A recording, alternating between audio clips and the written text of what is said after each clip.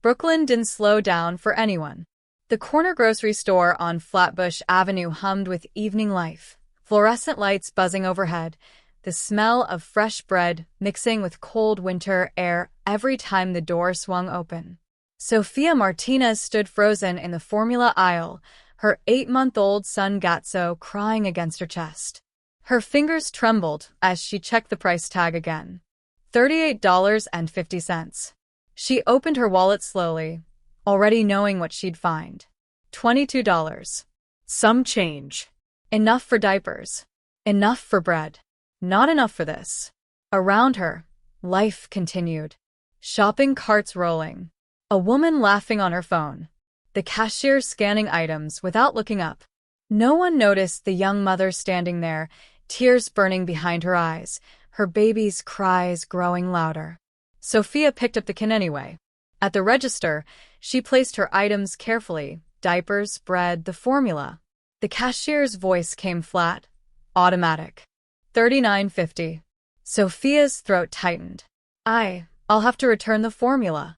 The girl slid it aside without a word. Gatso screamed. Sofia grabbed her bag and pushed through the doors into the December cold, blinking hard, refusing to let the tears fall until she was alone.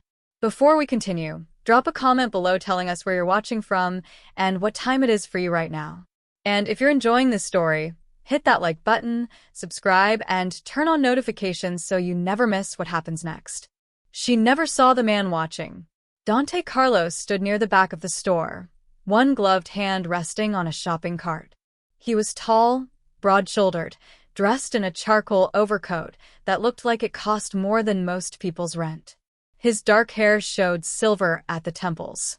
His expression was carved from years of command. Brooklyn knew his name. The docks knew it. The clubs. The streets. Dante Carlos wasn't just a businessman. He was a force, quiet, precise, untouchable. But tonight, none of that mattered. Because in the cart sat his son. Roberto, 6 years old, swung his legs absently, clutching a juice box. His dark eyes followed Sofia all the way to the door. "Papa," he said softly. Dante looked down. "Yes." Why was that lady crying? Dante didn't answer right away. He'd buried his wife 3 years ago. Since then, life had become schedules and security briefings. He gave Roberto everything: schools, protection money. But somewhere along the way, warmth had slipped out of his life. Roberto tilted his head, still watching the doors. She couldn't buy food for her baby. Dante's jaw tightened. "Can we help her?" The question hit harder than any threat ever had. Dante looked toward the doors, where snow was already covering Sofia's footprints. Then he looked at his son, this small boy who still believed the world could be kind. "Yes," Dante said quietly. "We can." He moved fast, returning to the formula aisle without hesitation. The men who worked the Red Hook docks knew to look away when Dante Carlos walked past. They'd learned years ago that eye contact meant questions, and questions meant consequences. His business was everywhere: shipping containers that arrived without manifests, warehouses that never closed, clubs where cash changed hands in back offices under dim lights. He didn't need to raise his voice. He never had to. Control was everything. Loyalty was survival. And betrayal didn't get second chances. But power, Dante had learned, was the loneliest kingdom a man could rule. His penthouse overlooking the Brooklyn Bridge was immaculate. Marble floors, floor-to-ceiling windows, art worth more than most homes. Roberto had his own wing, a nanny who arrived at 7 and left at 8, tutors for languages Dante himself had never learned. Everything a child could need. Except the one thing Dante couldn't buy back. 3 years ago, cancer had taken Roberto's mother in 6 brutal months. Dante had thrown money at specialists, experimental treatments, private hospitals. None of it mattered. She died holding his hand, whispering one last request. Don't let him grow up cold. He'd failed her every day since. Until tonight. Dante loaded the cart quickly: formula, diapers, baby food, wipes. At the hot food counter, he added soup and fresh bread. The cashier's hands shook slightly as she rang him up. She recognized him, probably. Most people in Brooklyn did. He paid in cash and walked out into the cold. Sofia stood under the awning of a closed bodega half a block away, rocking Gatso, tears finally falling. She didn't hear Dante approach until his voice cut through the wind. "Excuse me." She spun around, instinct flaring. Her arms tightened around her baby. Dante stopped several feet away, hands visible, the bag held loosely at his side. Roberto peeked out from behind his father's coat. "I think you forgot this," Dante said quietly. Sofia shook her head immediately. No. I can't take that." "It's not charity," Dante said. "It's help." Her jaw trembled. Pride and exhaustion warred in her eyes. Roberto stepped forward, clutching his juice box. "My mama used to cry like that," he said simply. "Papa says helping people is how we stay good." Sofia's breath caught. Her hands shook as she reached for the bag. "Thank you," she whispered.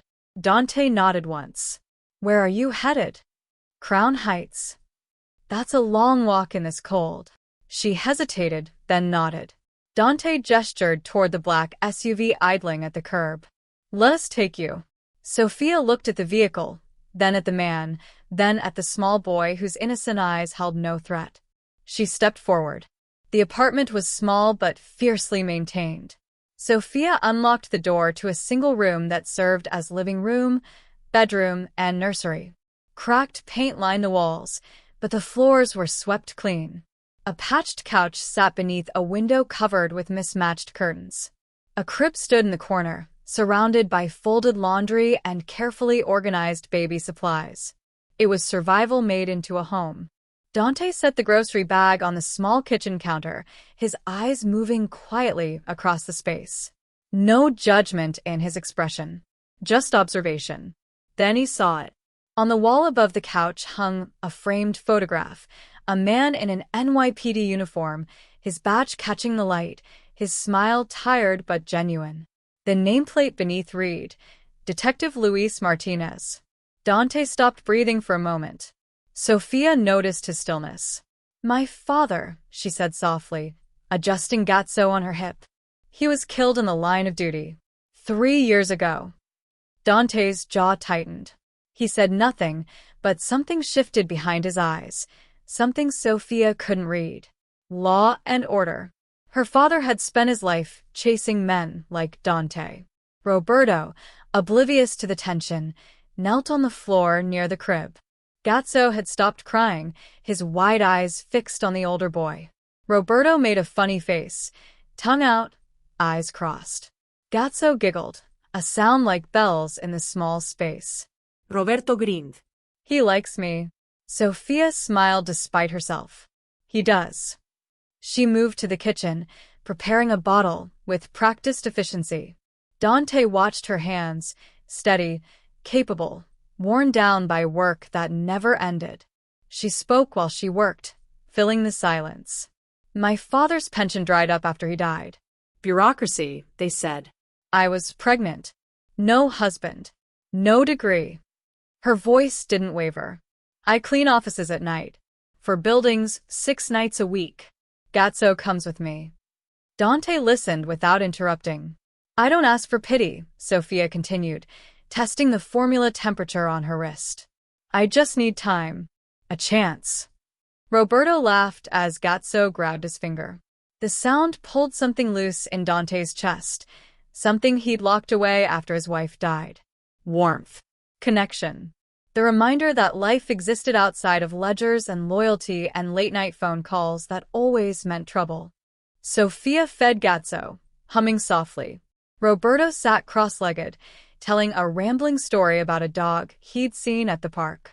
The small apartment filled with something Dante hadn't felt in years. Peace. When it was time to leave, Roberto hugged Sofia goodbye without being asked. In the SUV, driving through the quiet Brooklyn streets, Roberto fell asleep in the back seat. Dante gripped the steering wheel tighter than necessary. He couldn't walk away from this. He didn't want to. Dante made 3 phone calls the next morning. The first went to his attorney, a man who specialized in making things happen without leaving fingerprints. The second went to a private investigator whose loyalty had been purchased years ago with silence and cash. The third went to his accountant, a woman who knew better than to ask questions. By evening, he had everything. Sofia Martinez, 26. Father, Detective Luis Martinez, killed during a drug raid in Red Hook 3 years prior. Pension benefits denied due to a technicality, an unsigned form, a missed deadline, bureaucracy that crushed the people it was supposed to protect. No family. No support system. Working 4 janitorial contracts, barely making rent, medical bills from Gatso's birth still unpaid. Dante sat in his office, the file open on his desk, staring at the photo of Detective Martinez. A good man who died doing his job. His daughter left with nothing. The irony wasn't lost on him. Men like Dante were why men like Luis Martinez worked themselves to death. And now, Dante held the power to change what the system had abandoned. But involvement meant risk. His world was violence dressed in expensive suits. Enemies who watched for weakness. Rivals who would exploit any opening. If they knew he cared about Sofia, about her son, they'd use it. They'd hurt her to hurt him. He could walk away. Forget the grocery store. Forget the apartment. Forget the sound of a baby laughing in a room that smelled like lavender and desperation. Roberto's voice echoed in his mind. Can we help her? Dante closed the file. He made one more call. 2 weeks later, Sofia's phone rang while she was changing Gatso's diaper. The voice on the other end was professional, warm. Miss Martinez? This is Jennifer Cole from the Martinez Outreach Fund. We're a newly established foundation dedicated to supporting families of fallen officers. Your name was brought to our attention, and we'd like to offer you our full assistance package. Sofia froze. I'm sorry, what? Housing support, childcare assistance, job training, educational scholarships. We're here to help you build stability for you and your son. I don't understand. I didn't apply for anything. You don't need to. Your father's service qualified you automatically. Sofia sat down hard on the couch, Gatso squirming in her arms. This can't be real. It's very real, Miss Martinez. We'd like to schedule an intake appointment this week. Would Thursday work? Sofia's hands shook. Yes. Thursday. When she hung up, she stared at the phone for a long time. She didn't know who had created this fund. She didn't know why now. But for the first time in 3 years, hope felt like something she was allowed to touch. The Martinez Outreach Fund held its public launch in a renovated community center in Crown Heights. Local officials attended. News cameras lined the back wall. Families who'd lost loved ones to violence filled the rows of folding chairs, their faces carrying the same exhaustion Sofia knew too well. She stood at the podium in a borrowed dress, Gatso on her hip, and spoke without notes. My father died protecting people who never knew his name, she said, her voice steady. He left me with nothing but his example. This fund doesn't erase what we've lost. It doesn't replace the people we buried. But it gives us what the system denied, dignity. A chance to survive without breaking. Applause filled the room. Dante stood in the back corner, half hidden behind a support column, wearing dark jeans and a plain jacket. No entouraje. No attention. Just watching as Sofia stepped off the stage, shaking hands, her son passed carefully between supporters who treated him like he belonged to all of them. She had no idea he was there. But someone else did. Across the river in a warehouse office that smelled like oil and old money, Vincent Calabrese watched the news coverage on a mounted television. Carlos is funding this? He asked, not looking away from the screen. His lieutenant nodded. Through shell corporations. Clean paper trail. But it's him. Vincent leaned back in his chair, a slow smile spreading across his face. Dante Carlos, the Wolf of Brooklyn, playing charity for a dead cop's daughter. Could be a cover. Or it could be exactly what it looks like. Vincent's eyes narrowed. Weakness. Word traveled fast in their world. By the end of the week, whispers moved through Brooklyn's underworld like smoke. Dante Carlos had gone soft. A woman and a baby had cracked the ice. Rivals smelled blood in the water. Sofia felt it before she understood it. Eyes on her at the grocery store. A car idling too long outside her building. A man in a coffee shop who watched her through the window without ordering anything. She started checking over her shoulder. She held Gatso closer when she walked. Dante saw it too. He doubled her security without her knowledge. Unmarked cars on rotation, plainclothes watchers positioned at every corner near her apartment, a team monitoring her building's entrance through cameras she'd never notice. Roberto asked him one night at dinner, "When can we see Miss Sofia again?" Dante set down his fork. "Soon." But he didn't know if that was a promise or a lie, because the closer he got, the more danger followed. And the whispers were getting louder. The accusation came during a fund oversight meeting. Sofia sat at a long conference table surrounded by board members, city representatives, and a journalist from the Brooklyn Herald. The meeting was routine, reviewing expenditures, discussing expansion plans, until Councilman Richard Torres leaned forward with a smile that didn't reach his eyes. "Miss Martinez, some concerns have been raised about your rapid elevation within the organization. You went from recipient to spokesperson to program director in less than 6 months." Sofia's stomach tightened. "I've worked hard to earn." "I'm sure you have," Torres interrupted smoothly. "But there are questions about whether your position is based on merit or other factors." The room went silent. "What are you suggesting?" Sofia asked, her voice tight. The journalist's pen hovered over her notepad. Torres spread his hands. "Simply that transparency is important. Donors deserve to know if personal relationships are influencing organizational decisions. Specifically, your relationship with the fund's anonymous benefactor." Heat rushed to Sofia's face. "I don't have a relationship with anyone. I don't even know who funds this organization." "That's convenient." The word hit like a slap. Sofia stood, Gatso strapped to her chest in a carrier. The same burning shame from the grocery store flooded back, being judged, being reduced, being humiliated in front of people who would never understand what it meant to choose between diapers and dignity. "I earned this position," she said quietly. "And if my presence here damages this fund's mission, I'll resign." She walked out before anyone could respond. In his penthouse, Dante watched the meeting through a secure feed his attorney had arranged. His hands curled into fists. Roberto wandered into the office, holding a drawing he'd made at school. He stopped when he saw his father's expression. "Papa?" "Are you angry?"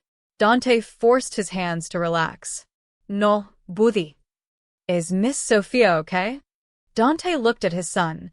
This 6-year-old who still believed grown-ups fix things, that fairness existed, that kindness was rewarded instead of weaponized. "I don't know," Dante admitted. Roberto climbed into the chair beside him. "You should help her. Like before." "It's complicated." "Why?" "Because helping her meant revealing himself. Meant stepping out of the shadows and into a world that would scrutinize every move.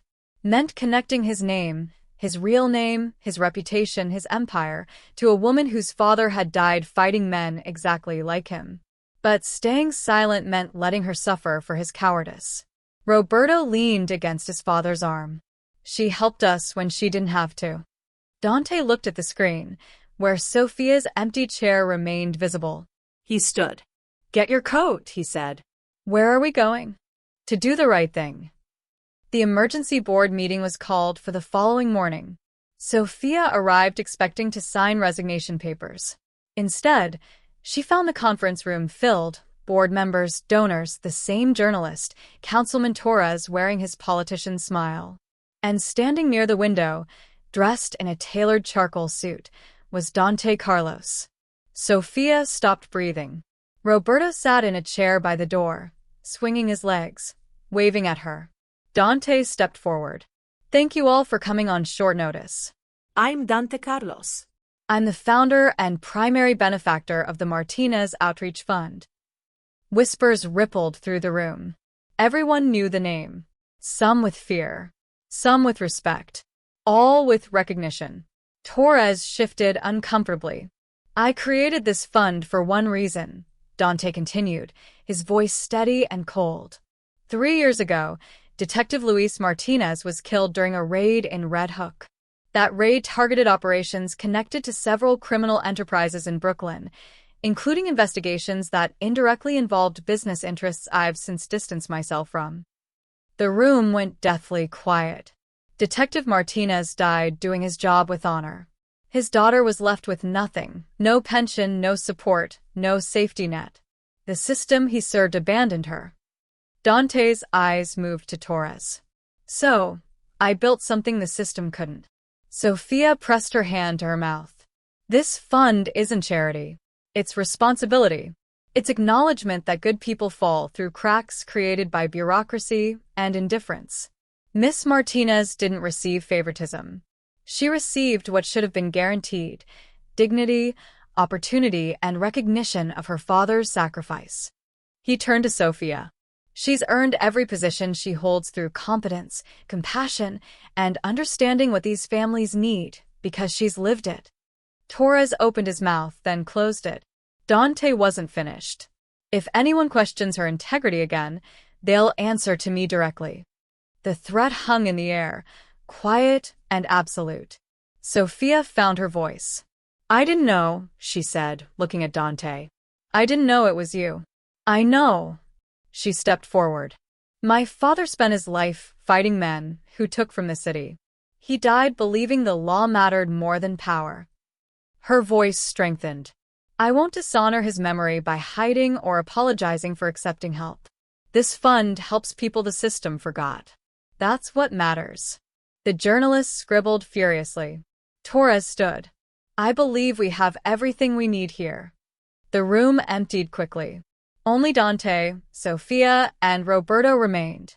Sofia walked toward him slowly, Gazzo sleeping against her chest. Why didn't you tell me? Because you needed to believe you earned it on your own. Dante's expression softened. You did.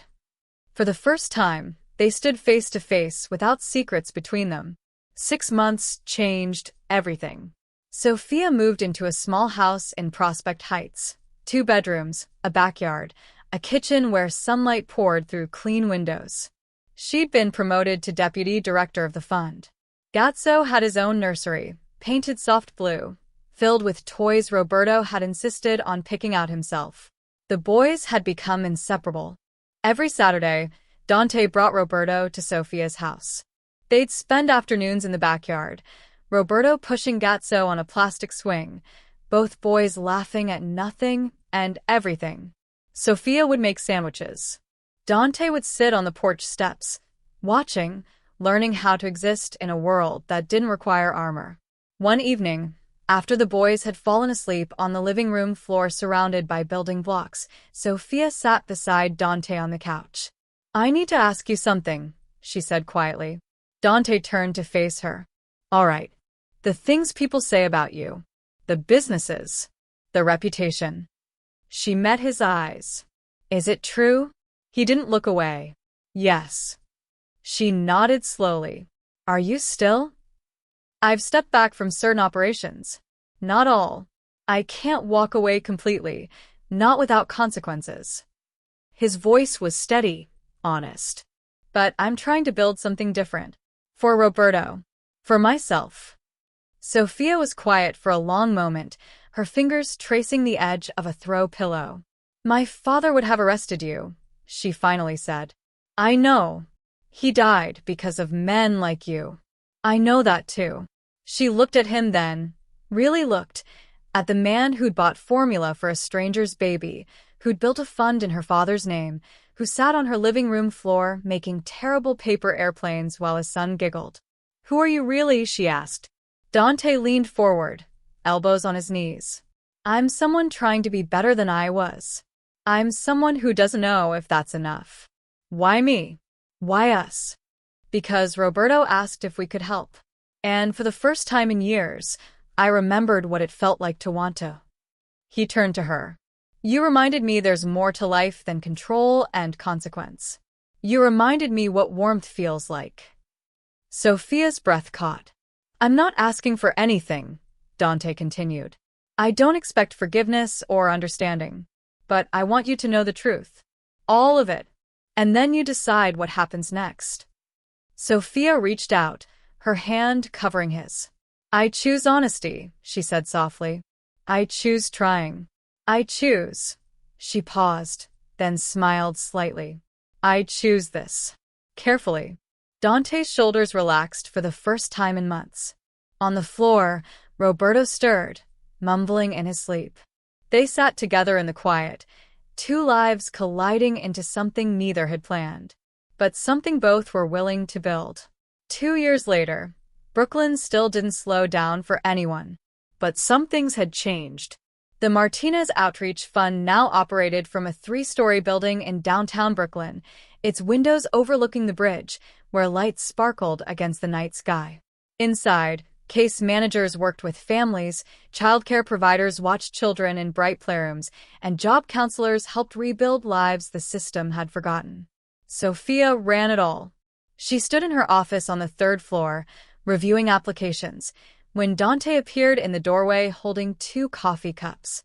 You're going to work through lunch again, he said, setting one on her desk. She smiled. Probably. He'd kept his promise. The dangerous operations had been sold off or dissolved. He still had influence, still commanded respect, but the empire he'd built now focused on legitimate investments, construction, real estate, community development. Power redefined not as fear, but as the ability to protect what mattered. Downstairs, in the building's courtyard, 2 boys played basketball. Roberto, now 8, dribbled circles around Gatso, who just turned 3. The toddler laughed every time his brother let him score, his small hands pushing the ball toward the lowered hoop. They're good together, Sofia said, watching through the window. They're brothers, Dante replied simply. That evening, Dante drove Sofia and the boys back through Crown Heights. They passed the old grocery store on Flatbush Avenue, still standing, still open, its neon sign flickering in the dusk. Sofia stared at it as they drove past. You're thinking about that night, Dante said. Always. She turned to him. Do you ever think about what would have happened if Roberto hadn't asked? Every day. In the back seat, Roberto was teaching Gatso a hand-clapping game, both boys laughing when they messed up. 1 can of formula, Sofia whispered. Dante reached over, his hand finding hers. Changed everything. They pulled up to a modest home in Park Slope, Dante's new house, smaller than the penthouse, filled with noise and toys and the kind of chaos that meant family. Sofia had moved in 3 months ago. No grand proposal, no dramatic gesture. Just a quiet conversation about building something together. Inside, while the boys played, Dante stood in the kitchen making dinner. Sofia came up behind him, wrapping her arms around his waist. Thank you, she said. For what? For stopping that night. For helping. For choosing us. Dante turned, pulling her close. Thank you for opening the door. Outside, Brooklyn hummed with its endless rhythm, car horns, distant sirens, life continuing in all its messy beauty. But inside, warmth won. Because true power wasn't fear or control or the ability to make people look away. True power was protecting the people who made you human again. One act, one choice, one night that changed everything. If this story moved you, if it reminded you that one moment of courage, one act of kindness, can ripple through lives in ways we never expect, then you're not alone. Subscribe for more heartfelt stories about second chances, quiet heroes, and the unexpected grace that finds us when we least expect it. Turn on the notification bell so you never miss a chapter where love, dignity, and hope win, even in the hardest corners of the world. Because sometimes, all it takes is someone choosing to stop and help. See you in the next story.